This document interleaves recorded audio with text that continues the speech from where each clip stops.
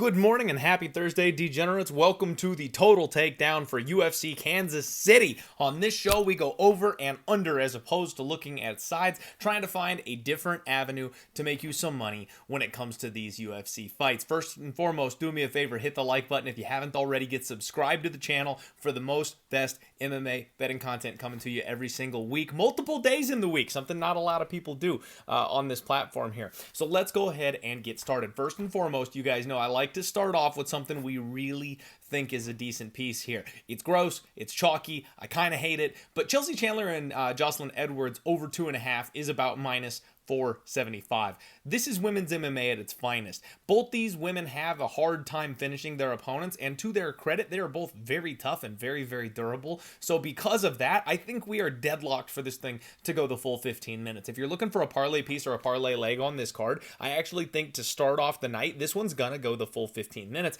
and I have a real hard time seeing it not make it the distance. I do think both women will be able to gut it out even if they do get hurt, rocked, or wobbled, so I expect a split decision type of fight in this one, and I think that's definitely a possibility coming into this one here. The next total I want to talk to you guys about, Blackshere and Alatang. We've got a 2.5 total, over 2.5 minus 155, under 2.5 plus 120. Now in this fight, this one's real tricky because if Alatang wins this fight, it's going over. If Blackshere wins this fight, it could be going over or under. There's a real possibility of it going both directions here. I actually kind of lean towards the over on this one. Earlier in the week, I really thought Blackshere inside the distance probably going to be the way to go, but Alatang is pretty tough. He is pretty durable. Blackshere will go ahead and take some positions on his back. He will look to play jiu-jitsu from bottom, and that's something that I think he's going to struggle to catch Alatang in submissions and stuff like that from his bottom. So I think he'll win the striking exchanges. I think he'll lose some of the grappling time. He might fail to go ahead and actually get a submission.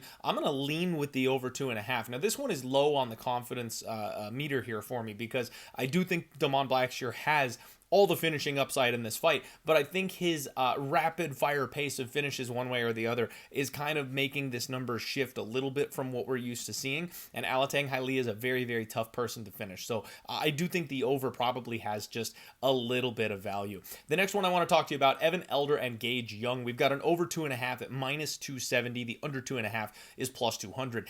I think we could see violence in this fight, you guys. Evan Elder and Gage Young are both very violent fighters. Gage Young on the regional scene takes people out in round 1, round 2 pretty regularly. Shout out Spectation Sports. You'll be able to see all of Gage Young's fights over on Spectation Sports, and actually if you guys go and give them a follow on social media, I'll put the link in the description below. They're posting highlights from Gage Young regularly. They've got his last fight before he got signed by the UFC. They put it up on their Twitter, which is kind of cool, so you don't even have to go to the service necessarily. You'll be able to see some of that information. It's a good follow. You guys should give them a follow. Plus it helps me out if you do. But Evan Elder is also a very, very violent fighter in this spot, so I kind of think Gage Young is either going to show himself that he is UFC level, in which case we've seen Evan Elder hurt before. Gage Young could do some damage and get this guy rocked, wobbled, potentially get some kind of a finish, but if he's not quite UFC level, if he's not quite ready, Evan Elder might find his way to a finish via brute force as well. The grappling mixed in, the ground game, the submissions, I'm not sure Gage Young is on the level of Evan Elder in those areas, so I kind of like this plus 200 on an under 2.5 and just kind of taking a run at it. Next up, Matt Schnell and Jimmy Flick. This is where things get interesting. We've got a 1.5 total on this one.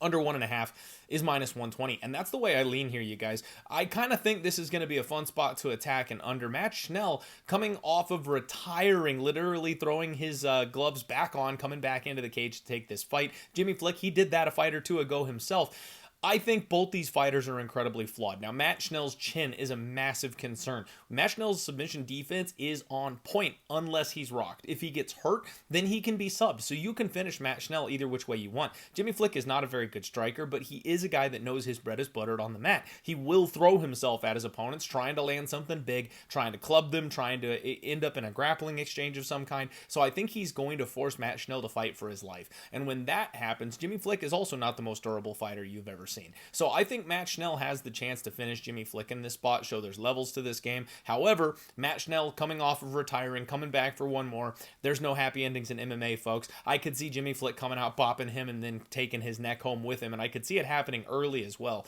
With guys that are retiring, they've already got one foot out the door. He literally hung it up. This is probably his last fight, win, lose, or draw. So if he is in a bad spot, you just kind of lose your will to go on in those spots. So I feel like Jimmy Flick has a chance to finish Matt Schnell, which is why I couldn't trust him at that minus 280 price tag or whatever he was earlier in the week. That number has come down, by the way. My goodness, there's some believers in Jimmy Flick out there this week. So I kind of like the under 1.5. Give me violence. The next fight I want to talk to you about, Randy Brown and Nicholas Dalby. This is another one where I kind of feel like it's maybe a bit of a deadlocked over 2.5. Now, I don't want to get too far ahead of myself. Dalby is 40 years old, so Randy Brown is fully capable of hurting this guy on the feet and knocking him out. However, every time I've predicted somebody to get the better of Nicholas Dalby, he's turned it into an absolute war, and he's hung in there, and he's grinded, and he's forced them to go a full 15 minutes. So I kind of think Randy Brown by decision is the way I'm looking in this fight, and if Nicholas Dalby wins, it's not going to be inside the distance. So I fully expect this fight to go a full 15.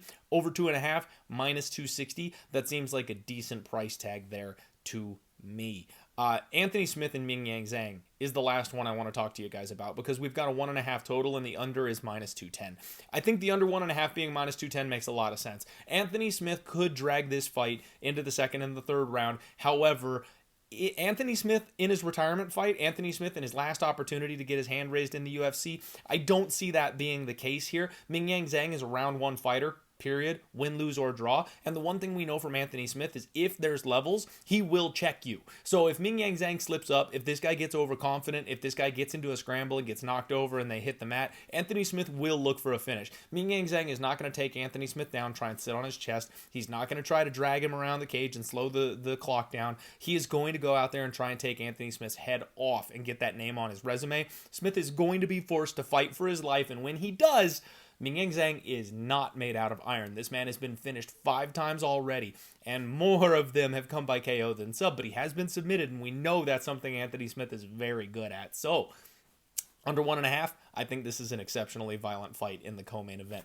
That's the total takedown for you guys. Do me a favor and hit the like button. Get subscribed if you haven't. We've got the Hot Props show coming out on the channel as well today. Tomorrow we'll have the Undefeated post-weigh-in show. Good luck on all your degenerate action. Let's roll.